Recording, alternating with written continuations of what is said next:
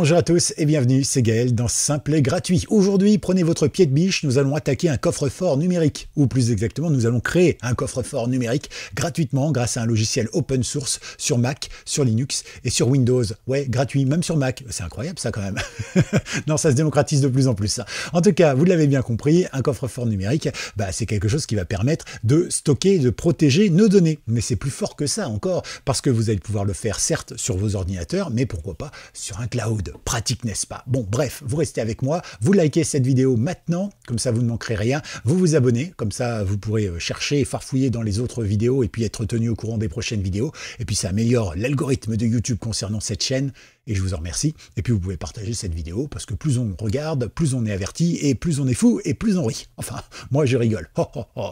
Allez, sérieusement, maintenant, qu'est-ce qu'un coffre-fort numérique? Eh bien, un coffre-fort numérique, c'est tout simple en réalité. C'est comme un vrai coffre-fort, sauf qu'on ne peut pas l'ouvrir avec un pied de biche, ni avec un petit bâton de dynamite et 3 Dalton qui se cachent. Non, ça marche pas. Évidemment, le coffre-fort numérique, il faut un hacker, il faut un logiciel qui va essayer toutes les combinaisons pour essayer de l'ouvrir, et peut-être que ça va prendre 2, 3, 4, 5, 10 ans, peut-être plus, évidemment. Donc voilà, c'est quelque chose de sécurisé et vous pouvez y mettre tout ce que vous voulez. Les photos de votre maîtresse ou les photos de votre chien disparu, que votre femme voulait effacer parce qu'elle préférait les chats.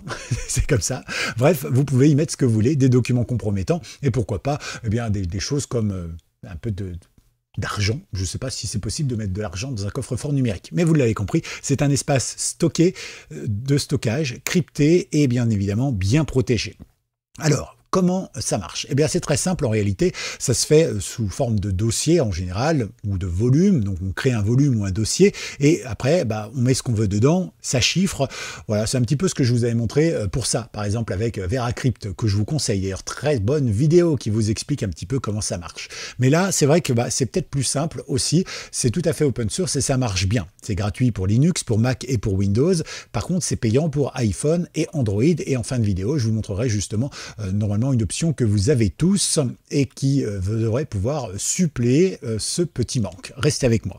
En attendant, nous allons tout simplement télécharger notre logiciel. Alors pour ce faire, on va aller sur ce logiciel. Il s'agit de Cryptomator. Cryptomator, oui c'est ça, .org, et bien évidemment vous avez aussi le dépôt GitHub si vous souhaitez les anciennes versions. Là sur le site internet ils utilisent que la nouvelle version, donc ça c'est bien. C'est open source, vous pouvez y aller, il n'y a aucun problème, vous pouvez les soutenir si vous le souhaitez. Alors le site il est en anglais ou en allemand, je suis désolé pour vous, donc voilà. Ici on apprend qu'avec Cryptomator, les clés de vos données sont entre vos mains, c'est-à-dire qu'elles ne sont pas entre les mains de n'importe qui, d'un service hypothétique de cloud sur internet ou quoi que ce soit. C'est vous qui maîtrisez votre mot de passe, ce que vous stockez à l'intérieur et tout ça. Et donc, c'est plutôt pratique parce que votre coffre-fort, qu'il soit sur votre ordinateur ou que vous le mettiez sur un cloud, ça empêchera nos différents clouds de pouvoir piquer les données et les siphonner comme font tous les clouds, iCloud, Drive de Google ou bien OneDrive, Dropbox, etc., etc., etc. Vous pouvez le télécharger ici. Vous voyez que la sécurité, c'est plutôt bien. Donc ça fonctionne nickel. Voilà, ici on protège les données. Bien sûr, il n'y a pas de connexion avec l'internet. Vous pouvez gérer ça évidemment pour que vos données partent sur internet ou quoi que ce soit. C'est sécurisé, il n'y a aucun problème. Alors, on va cliquer nous ici, d'accord? Alors moi je vais l'ouvrir dans un nouvel onglet, comme ça c'est fait. Voilà. Ici on l'a pour Windows. Alors rassurez-vous, une fois que ce sera installé sur votre système, ça prend la langue du système. Et donc, ce sera en français si vous êtes en français, en turc si vous êtes en Turquie. Et je salue aussi tous les gens qui m'écoutent depuis l'étranger. Quand je dis l'étranger, c'est la France. Ici, on est en Bretagne, Bévet, Brest, Diop. Et puis, bien évidemment, aussi tous les autres endroits. Alors, bien sûr, il faut le prendre avec le sourire, c'est important.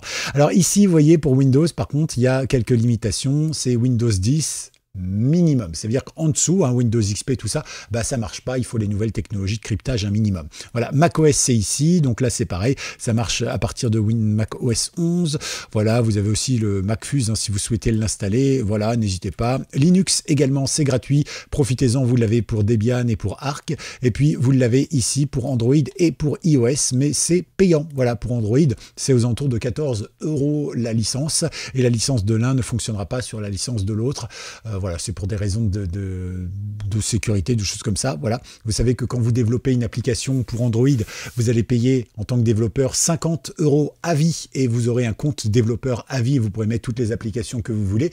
Par contre, quand vous êtes sur iOS et que vous voulez développer une application pour iOS, c'est 200 $ par an pour une application, d'accord? Donc comme ça, vous voyez un petit peu, c'est pour ça que les applications sont souvent payantes sur Apple et moins souvent payantes d'ailleurs sur Android, parce qu'effectivement, 50 $ à vie, ça va, ça se fait. Par contre, 200 $ par an, il faut les sortir et donc forcément, il faut une source de revenus.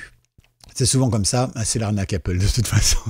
En termes d'argent, bien sûr, attention, pas en termes de produits. En tout cas, voilà, vous avez ici toutes les informations. Donc, moi, je suis sur Windows. Je vais donc pouvoir le télécharger là, ou en version portable, évidemment, si je le veux.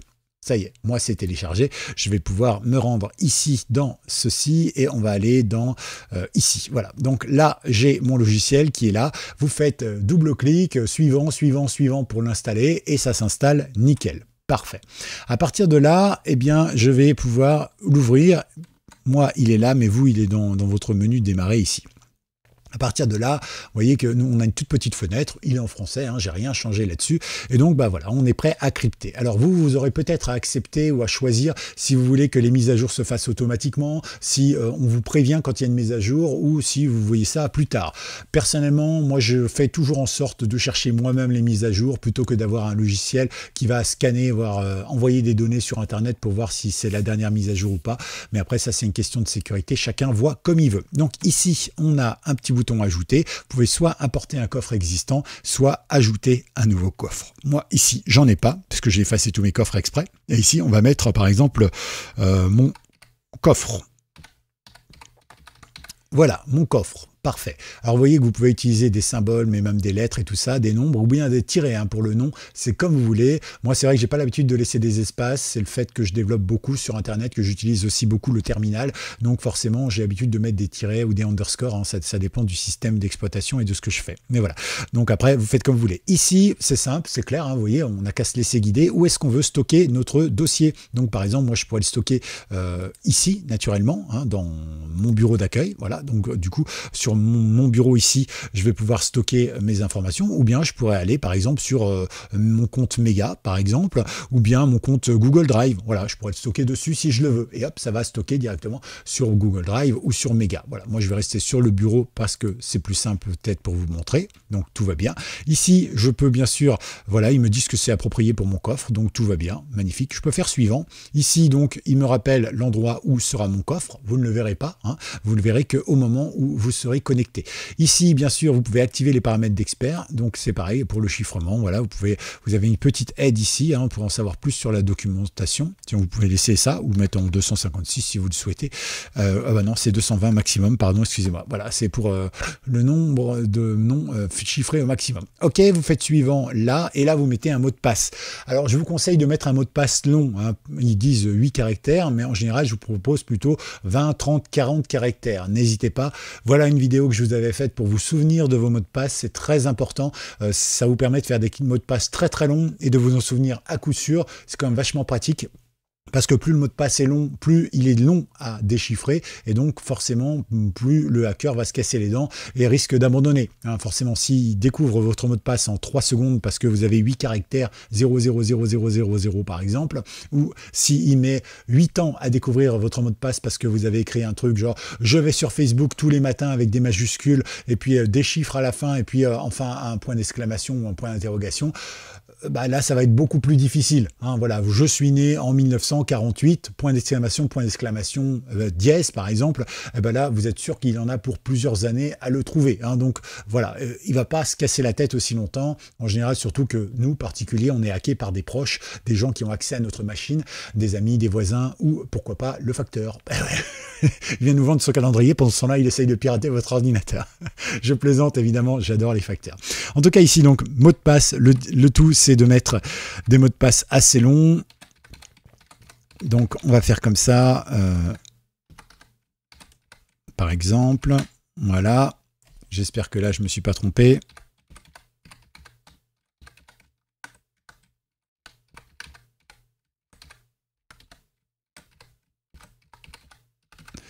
on est bon, vous voyez, mot de passe identique, il n'y a pas de souci, vous voyez, là j'en ai quand même un sacré paquet. Alors, ce qu'on a ici, c'est une petite option qui peut être intéressante.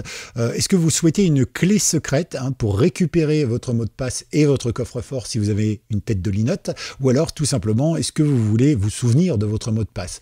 Le problème d'avoir une clé secrète, c'est qu'il va falloir conserver la clé secrète et vous souvenir où vous l'avez mis. C'est pareil.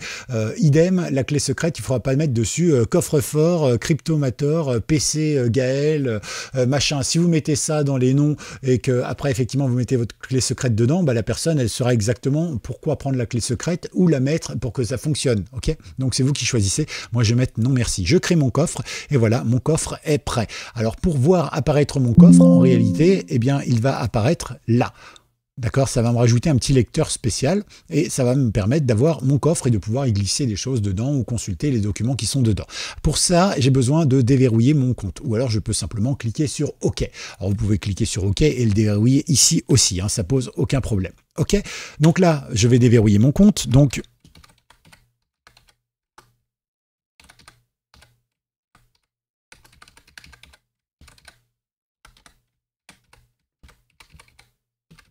normalement, ça devrait être ça. Ouais, c'est le bon mot de passe, magnifique. Et donc là, voilà, il me dit tout simplement que bon, j'ai un compte ici et je peux me souvenir de mon choix et ne pas me le demander. Alors, c'est pas par rapport au mot de passe, c'est par rapport au choix d'ouvrir directement en révélant le lecteur ici ou bien de mettre OK. Là, par exemple, je vais révéler le lecteur, du coup, il m'ouvre une nouvelle fenêtre, mais si j'avais cliqué là, c'était pareil, j'arrive au même endroit, on le voit bien. Ici, j'ai un petit message de bienvenue, donc on va cliquer dessus, on va l'ouvrir par exemple avec le bloc-notes. C'est un fichier RTF. Et donc là, voilà, on a quelques informations. Sympa, coucou, bonjour, vous pouvez supprimer ce fichier, blablabla, ce que vous voulez. OK, parfait. Et donc là, on va pouvoir mettre des choses. Donc par exemple, je vais pouvoir cliquer ça, cliquer là. Alors vous voyez que mon coffre est apparu ici. Alors attendez, vous le voyez bien là, hop, ici, parce qu'effectivement, je lui ai demandé de le mettre sur le bureau. Mais tout à l'heure, vous verrez, quand on sera déconnecté, il aura disparu. Ok, là maintenant j'ai fini avec mon coffre, admettons, donc je vais tout simplement pouvoir me déconnecter. Hop, ici. Donc maintenant, j'ai mon coffre ici, je peux le verrouiller et du coup, hop, je n'ai plus accès. Alors mon coffre est toujours là, vous le noterez. J'ai ici des informations, mais j'arrive pas à accéder à ce que je veux. Mais par contre, effectivement, je peux y accéder si je déverrouille. Donc là, pareil, je remets mon mot de passe.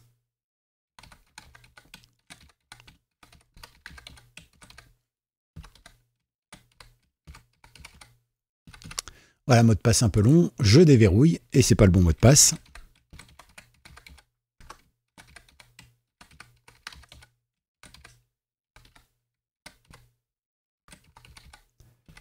Normalement, ça doit être bon.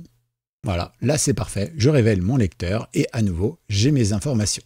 Voilà un petit peu ce que je voulais vous montrer. Donc ça, c'est pour les ordinateurs, donc Linux, Mac OS et Windows. Maintenant, pour les smartphones, vous avez plusieurs options. En général, si vous avez un smartphone plus ou moins récent, on va dire jusqu'à 5 ans, c'est sûr.